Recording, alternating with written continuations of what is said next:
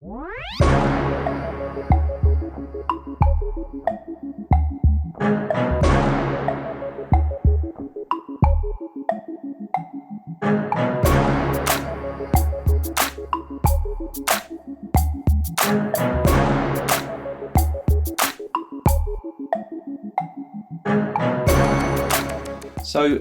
I think the album was born out of numerous requests and problems during TV productions where I was being asked to make a scene feel like it had a sense of revelation or momentum, and Seb was actually probably the genesis of the album because he always asked me to put key changes into tunes.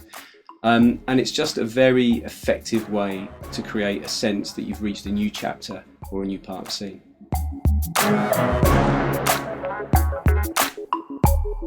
The album is written by myself and Ian Livingstone, who is also he's a TV composer and also very successful in games. And key changes often features in game music as well. As you progress to another level, the music will change key, and what we tried to do was to keep the music actually very consistent. So you'll have a figure that plays and then that figure changes key, so there's a sense of continuity, but there's also a sense of very obvious change or advance.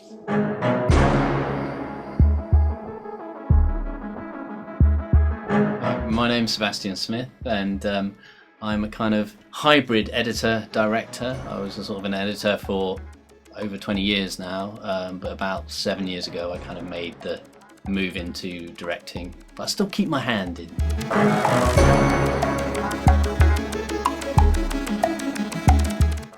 What I enjoy most about editing is actually finishing it, which sounds awful, but it's, in a way, it's like when you're building something out of matchsticks.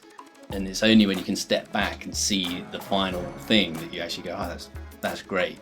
A lot of times it is mind-blowingly tedious and frustrating, and things go horribly wrong and your house of matchsticks suddenly falls down or whatever it is. And there are moments where you do create little moments, you go, oh, that window's fantastic, or whatever it's going to be, but it's only when it all comes together. And really that only happens at the very end. Quite often there'll be one thing missing and it's just not working. Quite often that's the music. And if I wasn't editing, I would probably be actually making music. Although sadly I'm not quite confident enough to do it properly, but I do really love making music, and it's always joyful to me to see how music can really just change an edit in so many ways. Something that is maybe okay suddenly becomes brilliant, and equally well, if the music's wrong, you can never, no matter what you're doing to the pictures, you will always be fighting the fact that the music just is not the right music. And I think, coming from a musical background, it's helped me in a way to realise early on the importance of making the right musical choices to make your storytelling easier, and to actually, I think 80% of problems that you might encounter can be fixed with making the right music choices.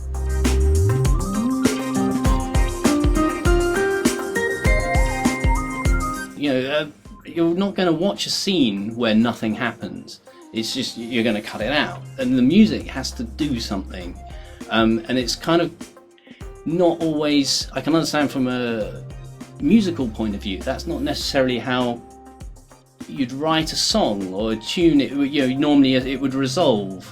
It would be a kind of whole, I don't know, it would be a uniform thing, whereas music for a TV show needs to change. It doesn't have to necessarily resolve. It can just go there to suddenly take a left turn and leave you hanging.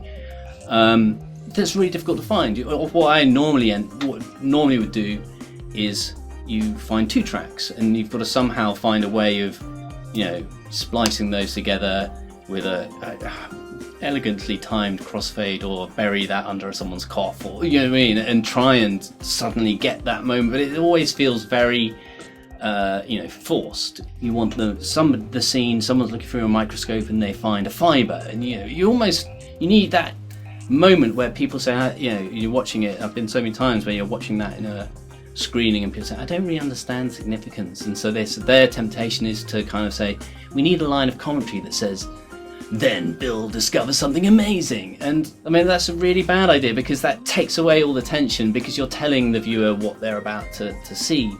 But if the music can do that, music, you don't need that line of comm. If the music's building and then suddenly changes, the audience is paying attention. The audience knows, okay, something different's happened here. And then, if the guy says, as soon as I saw that fibre, I knew I'd found gold, or whatever it is, you know that's a significant event. That's the point of the scene. So you've always got to try and find that, and to have an audio track that a music track that will hopefully do that, is going to save you so much time. And it's all about time. So rare that an editor has the luxury of looking through music. I mean, I reckon that's probably the biggest amount of time that editor spends in a suite, is finding the right music. And if there's any kind of shortcuts to that, and knowing that the track will develop in a way that you'd want it to, then that's great.